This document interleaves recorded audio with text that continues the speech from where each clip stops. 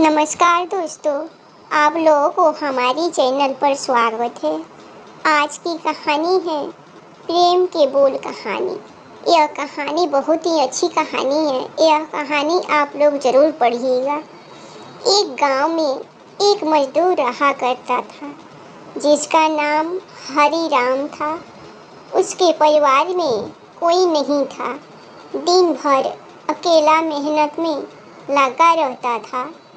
दिल का बहुत ही दयालु और कर्मों का बहुत अच्छा था। मजदूर था, इसलिए उसे उसका भोजन उसे मजदूरी के बाद ही मिलता था। आगे पीछे कोई ना था, इसीलिए वो इस आजीविका से संतुष्ट था। एक बार उसे एक छोटा सा बछड़ा मिल गया। उसने खुशी से उसे पाल लिया। उसने सोचा आज तक वो अकेला था, अब वो इस बछड़े को अपने बेटे के जैसा पालेगा। हरिराम का दिन उसके बछड़े से ही शुरू होता और उसी पर ख़त्म होता। वो रात दिन उसकी सेवा करता और उसी से अपने मन की बात करता। कुछ समय बाद बछड़ा बैल बन गया। उसकी जो सेवा हरिराम ने की थी, उससे वो बहुत ही सुंदर और बलशाली बन गया था। गांव के सभी लोग हरिराम के बैल की ही बातें किया करते थे। किसानों के गांव में बैल की भरमार थी, पर हरिराम का बैल उन सबसे अलग था। दूर दूर से लोग उसे देखने आते थे। हर कोई हरिराम के बैल के बारे में बातें करते थे। हरिराम भी अपने बैल से एक बेटे की तरह ही प्यार करता था। भले खुद भूखा सो जाए, लेकिन उसे हमेशा भर पेट खिलाता था। एक दिन हरिराम के अश्व में शिव का नंदी बैल आया। उसने उससे कहा कि हरिराम, तुम एक निस्वार्थ सेवक हो। तुमने खुद ही तकलीफ को छोड़कर अपने बैल की सेवा की है, इसीलिए मैं तुम्हारे बैल को बोलने की शक्ति दे रहा हूँ। इतना सुनते ही हरिराम जाग गया और अपने बैल के पास गया। उसने बैल को सहलाया और मुस्कुराया कि भला एक बैल बोल कैसे सकता है। तभी अचानक आवाज़ आई, बाबा, आपने मेरा ध्यान एक पुत्र की तरह रखा है। मैं आपका आभारी हूँ और आपके लिए कुछ करना चाहता हूँ। यह सुनकर हरिराम घबरा गया। उसने खुद को संभाला और तुरंत ही बैल को गले लगाया। उसी समय से वह अपने बैल को नंदी कहकर पुकारने लगा। दिन भर काम करके आता और नंदी से बातें करता। गरीबी की मार बहुत थी। नंदी को तो हरिराम भर पेट खिला देता था, लेकिन खुद भूखा सो जाता था। यह बात नंदी को अच्छी नहीं लगी। उसने हरिराम से कहा कि वो नगर के सेठ के पास जाए और शर्त रखे कि उसका बैल नंदी 100 गाड़ी खींच सकता है और शर्त के रूप में सेठ से 1000 मुहरे ले लेना। हरिराम ने कहा, नंदी, तू पागल हो गया है।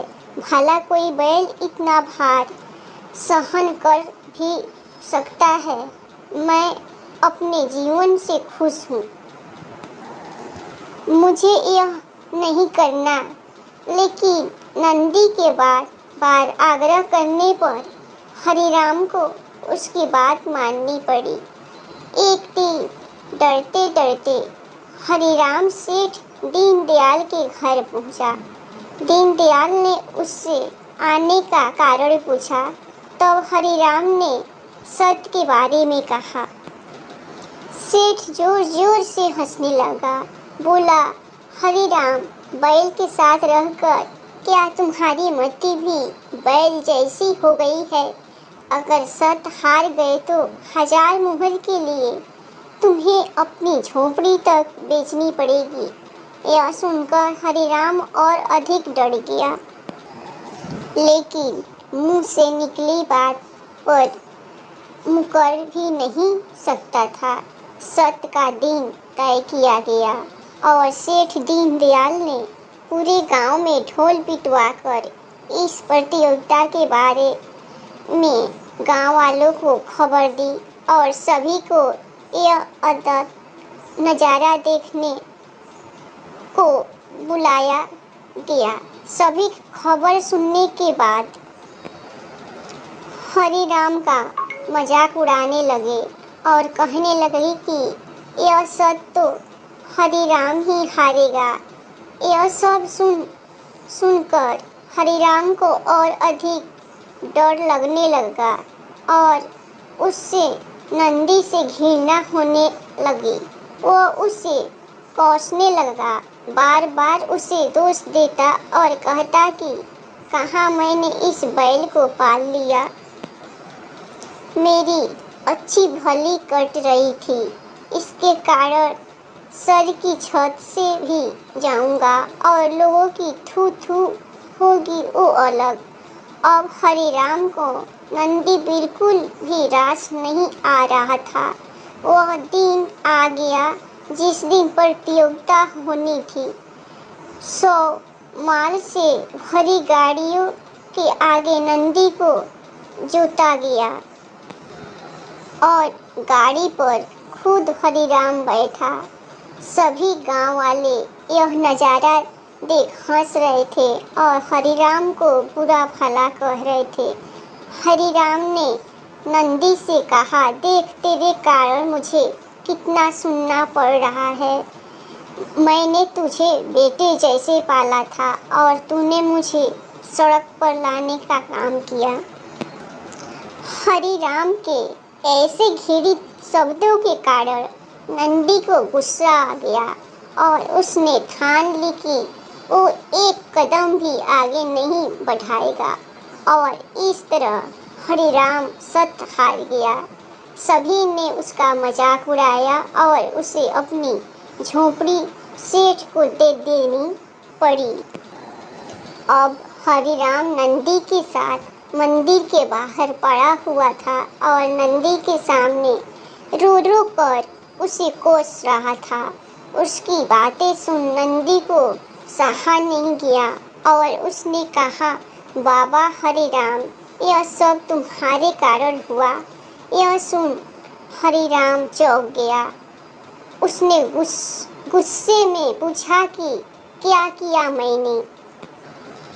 तुमने भांग खा रखी है क्या? तब नंदी ने कहा कि तुम्हारे प्रेम के बोल के कारण ही भगवान ने मुझे बोलने की शक्ति दी और मैंने तुम्हारे लिए यह सब करने की सोची, लेकिन तुम उल्टा मुझे ही कोसने लगे और मुझे बुरा भला कहने लगे।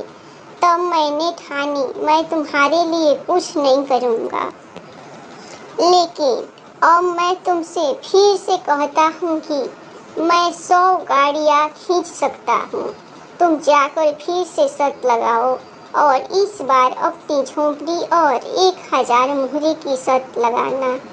हरिराम वही करता है और फिर से शर्त के अनुसार 100 गाड़ियाँ तैयार कर उस पर नंदी को जोता जाता है और फिर से उस पर हरिराम बैठता है और प्यार से सहलाकर उसे गाड़ियाँ खींचने को कहता है और इस बार नंदी यह कह दिखाता है जिसे देख सब शतबंद रह जाते हैं और हरिराम सत जीत जाता है।